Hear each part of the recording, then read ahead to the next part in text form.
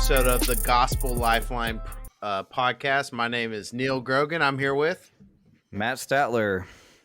And I'm Robert Kale. And we are excited about this episode today because we're going to get to talk about some heart issues that we're going to carve up. Matt and I were talking earlier about images. You know, you try to make things look fancy anytime you speak or put a sermon out or whatever. And we were talking about something like an image of a person laying on an operating table, and there's like gears in their heart and trying to figure out what's going on. And that's essentially kind of one of the aspects of what we try to do here on the podcast with different topics and different issues. So, guys, how are y'all doing? Robert, we in our states got hit by a winter storm. How are y'all faring out there in Mississippi? Yeah, it's super crazy because I'm from California. We moved out here, and then I'm not the snow type person. I call it, like the no kale zone. But yeah, it's been crazy, and it's like there's snow everywhere. It's cold with the wind chill. It's like 7 degrees, and I was telling my wife, I was like, did we move to like another state and not know it? Are we really in Mississippi right now? Took a left turn instead of a right. Yes.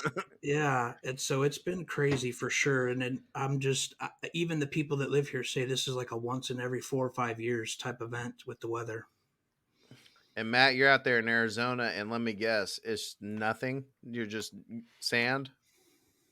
Sand? No, you know where I'm at is kind of like the high desert, so we're kind of in the mountains. But it's been cold, about 32 degrees with a little bit of wind, so that's been nice. As opposed to a couple weeks ago, we had a snowstorm that was like dropping a lot of snow for us. But Neal, you have a lot of snow. You showed me pictures, kind of you driving and stuff. How's that going? Well, it's a lot more fun to drive in the snow. You slide around and have a good time. I did donuts in the parking lot because I went to get my wife coffee this morning, and everything closed down. So I was like, man. So that was my little rebellion. I was doing donuts in the parking lot. But yeah, last night it came in pretty bad. Over the weekend, we took the kids and stayed at this like hotel resort thing they built in Round Rock. It's like the largest indoor water park in America. So if I was ever going to get COVID right now, that was probably that'd probably be the place to get it. But anyway, yeah, last night my mom kept calling us and like, are y'all home yet? Are y'all home yet? Look, and sending us pictures of the forecast. She was so anxious and fearful of us getting in a wreck on the way home. But we drove slow and as safe as we could be and got everybody home last night. Safe and sound, which kind of sets us up for the podcast today, because today we're going to be talking about fear and anxiety, which is an issue that I think everybody and probably every listener has dealt with at some aspect of their or point in their life. Matt, when we're talking about the issue of anxiety, what are some general thoughts the world has towards this problem? And then give us a good biblical definition for anxiety. Absolutely. I was reflecting on anxiety this last week as we were talking about it, and I was reminded about when we were watching the results for the election. A lot of people were like constantly refreshing their browser or watching the news, and they were just like, what's going to happen? What's going to happen? And people stayed up super late that night in anticipation, or like a Super Bowl, right? Where you don't want to miss anything. You go out to get some chips and you're like, was there a touchdown? And that anxiety, that nervousness, that worry has lots of different names. We know that the DSM-5 has a distinct definition for anxiety.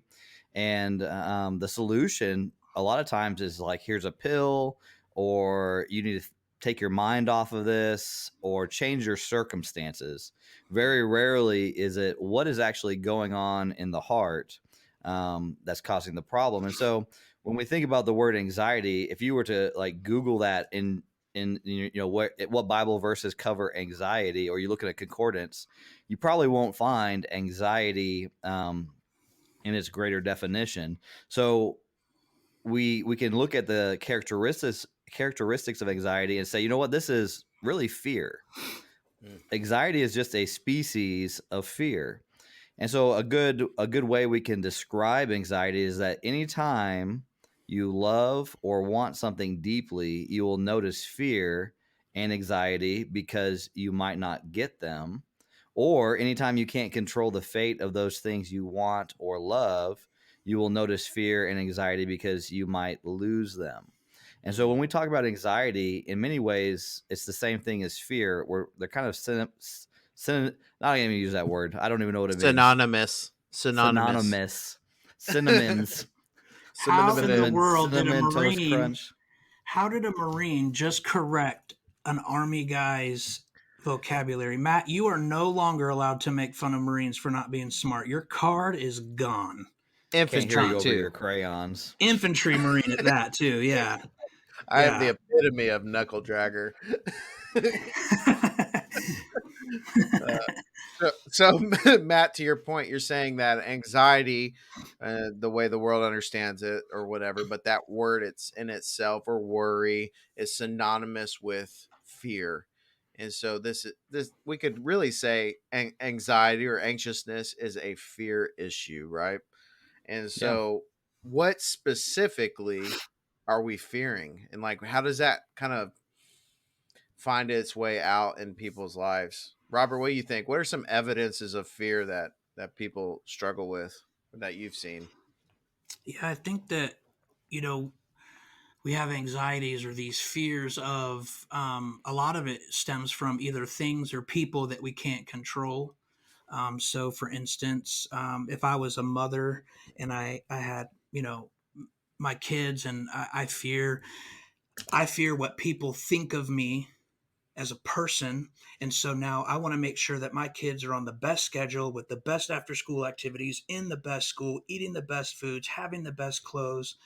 Because if I do that, then when people see me, they see me as the best mom and the most organized, and the one that they want on the team to help deal with the cupcake sales or whatever, these things that moms do, right, to help their kids, because I have a fear of what everybody thinks of me. Or another one, like he was talking about with the election, the elections brought a lot of anxiety out, whereas people were thinking after the results came out and the winner was declared, then there was anxieties of, will the winner do well?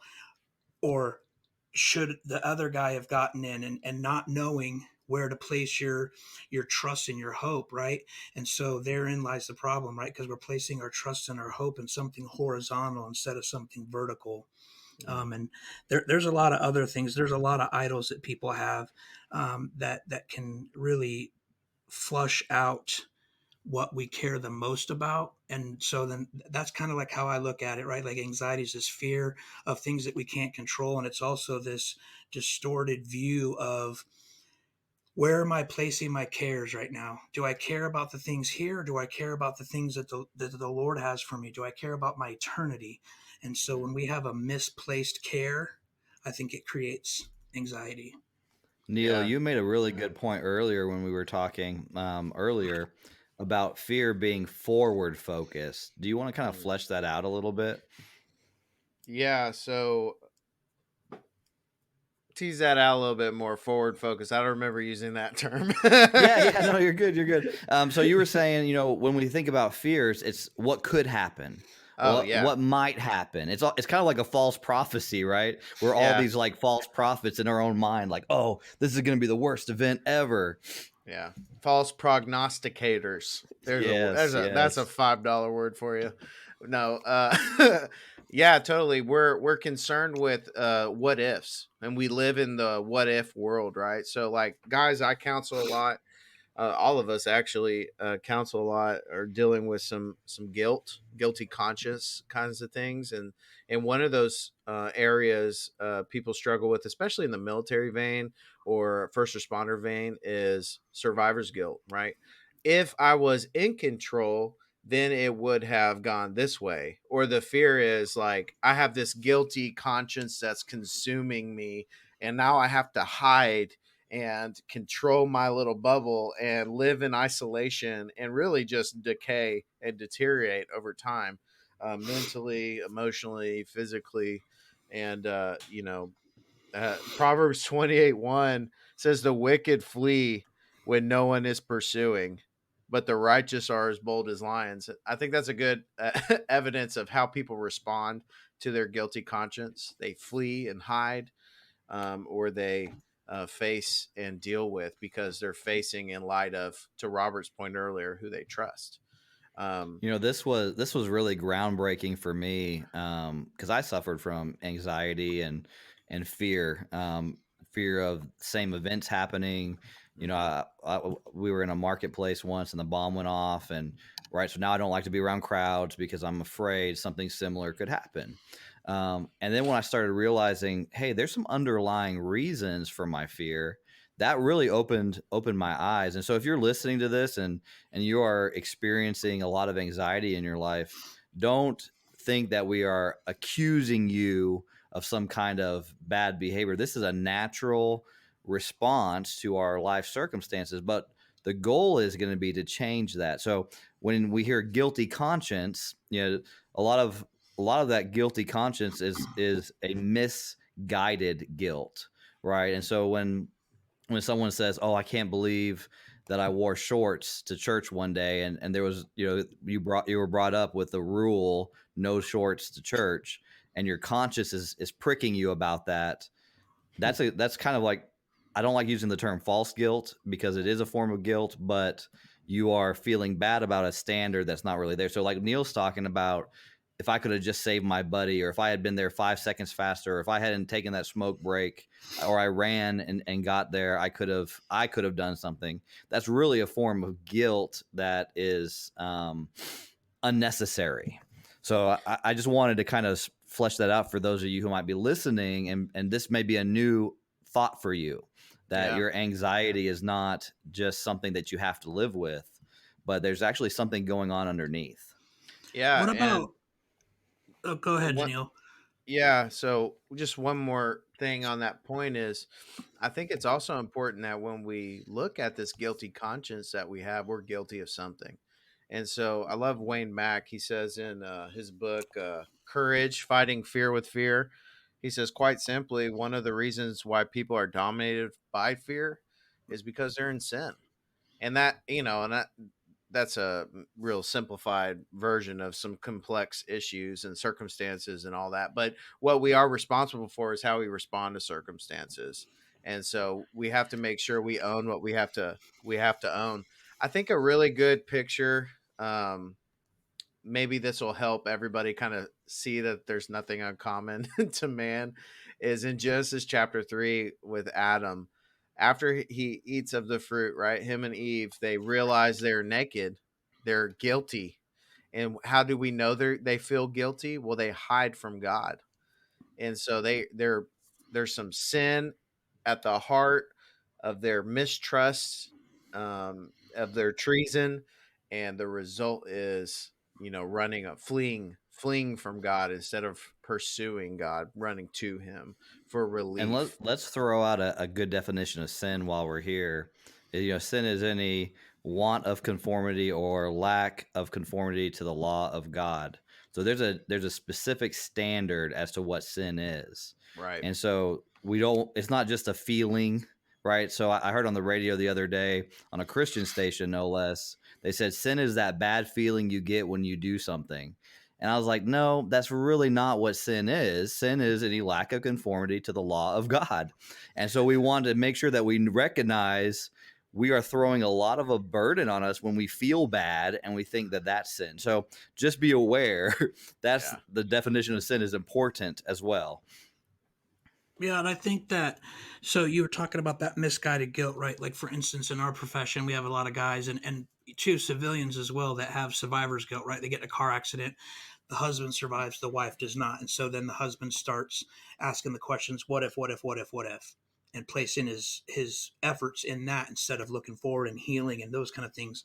And then I also think, too, that talking about sin, you have that guilty conscience that creates anxiety because you did do something wrong. And the guilt that you're feeling is the pressure from, as a believer that we know of God and through the Holy Spirit reminding you, like, dude, you're not living right. You need to fix things. And when that happens, then we have a fear again of what we can't control, which is what? I don't want people to find out. So now I have to lie. I have to cover up. I have to walk this way. I have to do this or say this because we're trying to control the whole situation, try to protect ourselves from what we have truly done wrong.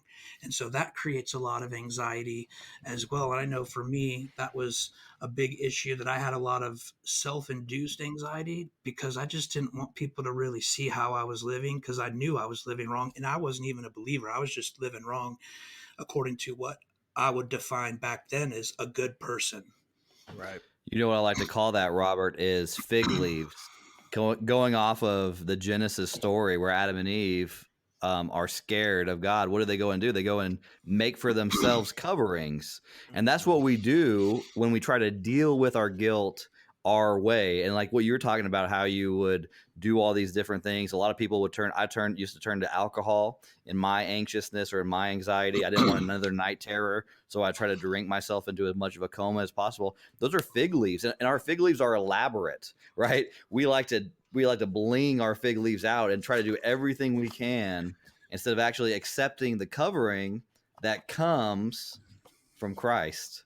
So I will have to coin from now on, bling your fig leaves. That's great. Man, Yeah. that's going in every talk I ever do. When I counsel from now on, I'm going to say, don't bling your fig leaves. Hey, bro, I'm hey, telling you, that's been great for me for counseling. People really get that. Robert, put that in the show notes. Oh, it'll be in the show notes for all the listeners for sure. No, that's a good point. And so for all of, what Robert and Matt are saying, like that trajectory of this downward spiral into anxiousness and worry and fear, it becomes all encompassing, right? It's crippling. And one of the merciful things of God is that he doesn't bring relief when we are turning towards worthless things that cannot rescue us. Yes. We have a good friend named Colin, who was a Navy SEAL, and he talks about this as like, man, when God, he said it's like God's heavy hand is down on you, but it's also close to you, and so you should turn out and reach out to Him and turn towards Him, right? So a lot of times we say, God, if you're good, just remove this from me, this feeling from me. Well, instead, he wants you to turn away from that misplaced fear and place it in the right things, which we're going to do a follow-up episode to talk about, right placed fear. But But Neal, I think moving into wrong values, that plays into the same thing, right? That heavy hand is on you to help you recognize, you know what, you're putting your value in the wrong thing. I yeah, don't know how many people have come to me since the pandemic happened, and they say stuff like, "Oh, there's no manual for raising a child in a plague or a pandemic." And I said, "Well, have you read the book of Exodus? Have you read boom. Leviticus?" Right? And there is a manual for how to live in these kind of situations. And so maybe you're putting your value in the wrong place. Just because you can't go to the park every Tuesday with your mom friends doesn't mean you need to have anxiety about your children missing out or the election or really anything. What are you putting your value in? And that can help you with this fear idea. So what are some values, Robert, that you've seen, some false or wrong values that you've seen people really lean into in hopes of finding their peace, their happiness, their rest, the shalom that we get from God? Yeah, for sure. I mean, it can be a slew of things, but here recently, again, not to harp on the subject, but we've seen people have a false hope and a false value in, well, politically, if party A or party B is in the White House, then my life will be fill in the blank. Great, excellent, carefree, best ever, whatever. And then we also have people who have a false value of parenting, of the value of, if I'm a good parent, then everything will be okay. Then my life is Best complete. little league. Yeah, best little league, exactly, all that kind of stuff. And then even ministry can be a false value, right? Because people working in ministry, we can tend to get focused on, okay, I have a job to do. I'm working for the Lord, so that anxiety starts to blind us to what's going on around us, and that focus on everything ministry related, and then we are so tore up about how, oh, I have to do this, I have to do this, and then we start trying to save everybody, right? That's something that I've battled with as I counsel guys is, man, I have to say the right thing, I have to have the right Bible verse. If I don't mention this, then he's gonna, but wait a minute, I'm not the Holy Spirit, right? And so we place our value in ourselves, Hmm. and that's really dangerous. I placed my value in the Marine Corps. I know Matt, you did with the Army, and Neal, you too with the Marine Corps. We've talked about that. And we hear that a lot with police department, fire department, any of the 3-letter agencies that we've worked with. Mothers put their values in being moms. I mean, we could go on and on and on and on, and it doesn't matter what your profession is. And it's okay to want to be a good mom or a good fill in the blank profession, ministry worker, whatever. But it's bad we um, when we allow that to cause us to have anxieties because it's not going the way we want. We can't control it. And then it takes our eyes off of what's going on around us. And all we do is focus on the here and the now, right here, right now. Well, in this moment, party A or B is in the White House. And so now my life is going to be in turmoil. I have all this fear because what if they do all of these things? Or right now, I can't be a good mom because fill in the blank and all of these things are happening in my life. So my kids are getting robbed of something. So now I have to try to do it. And so we just need to stay focused on what's right and what's true. And in the next episode, we'll hit that. So I don't want to go into that, but those are some of the things that I see people struggling with. Yeah, I all I could think of was, regarding this wrong value system is the quote. Maybe you guys can figure out who said this, but your best life now. Any ideas? Like this Osteen effect of, man, everything's about today. Store up for yourselves treasures on earth, instead Right. of in heaven. And so, Wayne Mack, one of the things he said was, man, you become more concerned about your life here on earth than your heavenly destination. And to Robert's Mhm. point, he says, your eyes are so focused on right here that you're missing who God is. And your eyes aren't set on him at all. And so everything gets spun out when you don't have the toys to, give you the right pleasure you're seeking, which will never satisfy, or the job or the status or the way people, how many followers you have on daggum Instagram. I mean, that's an issue now for teens especially. And so, man, we have to get our eyes off of and our concerns onto God and off of ourselves or our circumstances of today. In many ways, it comes down to what voice are you listening to? Are you listening to God's word? Are you listening to the devil? And I like how Edward Welch says this when in his book Running Scared. He say fear and anxiety says this: you want something and you might not get it.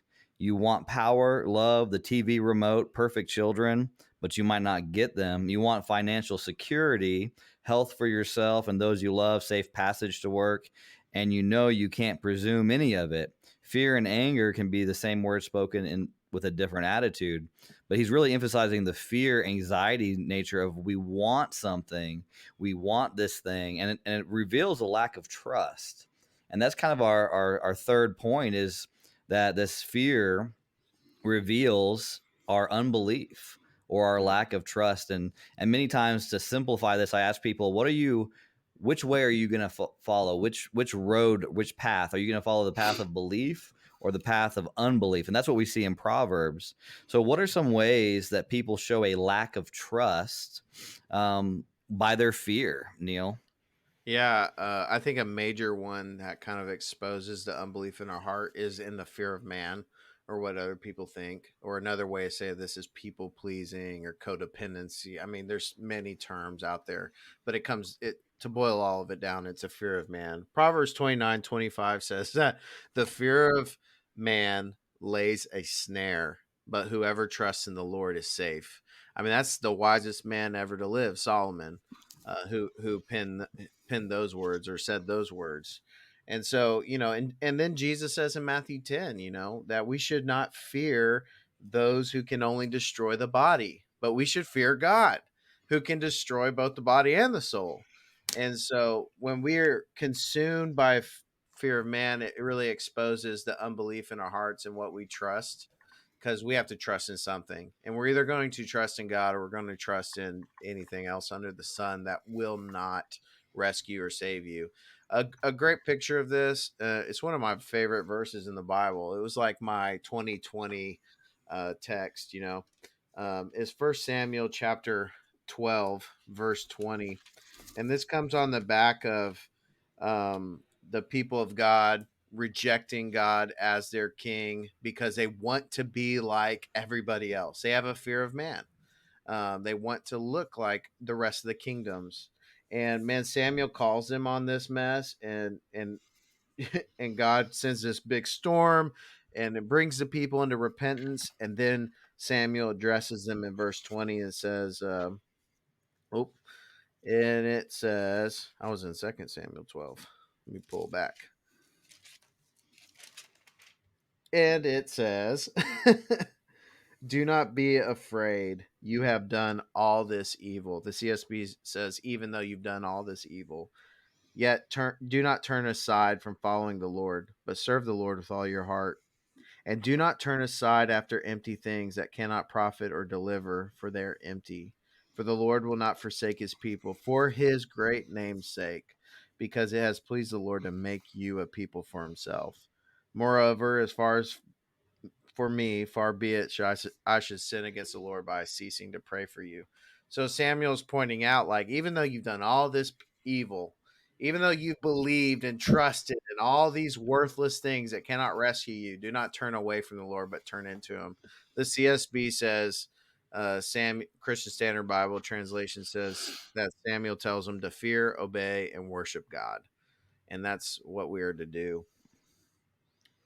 So fear can be, or anxiety can be, a good thing when it's in the right direction, but it also reveals our guilty conscience, our wrong values, our unbelief or lack of trust, and it reveals our idols. Robert, can you think of some possible idols that fear would uncover as we dig deep into somebody's heart? Yeah.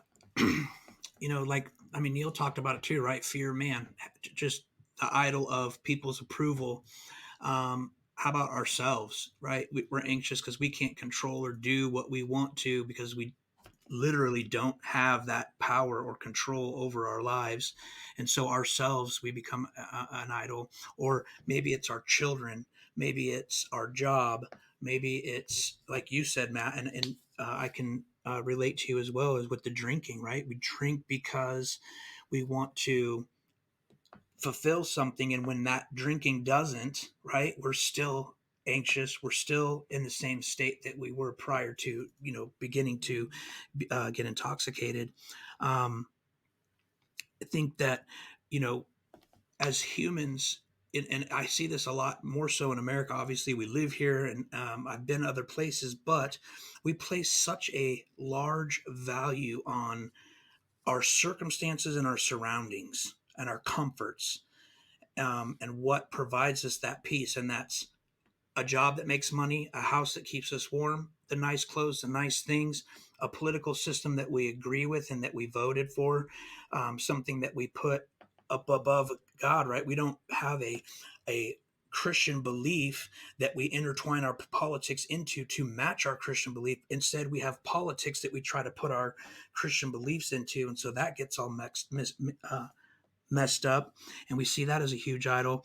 And we just keep looking at all these things where we're looking you know at the horizon instead of looking up, and our everything is just messed up, and it reveals. That's why, sometimes when I'm anxious, I start to think, okay, what is my heart's desire right now? And then when I can get to the root of the heart's desire, either through help of counsel or just reading scripture and praying, I see, okay, well, the idol right now is, and again, fill in the blank with any one of those idols. So what I'd like to do is I would like to challenge our listeners to write down instances of anxiety in your life this week. And I would like you to do something. Ask yourself this question: what am I afraid of losing or not getting in this scenario? What is underneath this? And as you do that this week, next week, I would like you to tune in, and you'll start seeing what are some of the solutions, because we're going to start offering solutions next week. So what are you losing or not getting? What are you valuing? What is primary in your heart right now with your anxiety? And my second thing is, if you say that you don't have any anxiety, you're stoic, you don't have fear, are you driven? Are you desiring control? Because those are all forms of fear, of anxiety. And so just use that as an example to check your heart this coming week. I know that Neal and I and Robert all do that during the week. So, Neal, I think it's about time to wrap up.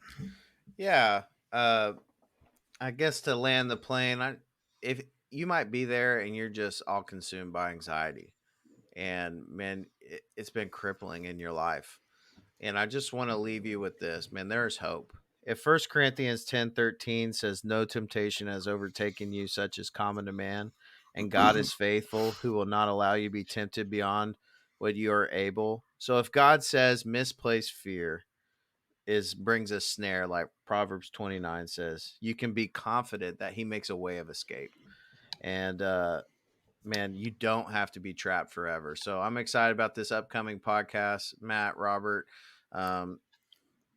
where we get to look at solutions and the spiritual resources at our disposal to get out of this snare that is fear, misplaced fear, or anxiety, or worry. Guys, that's another episode of the Gospel Lifeline Podcast. Thanks for listening today. God bless.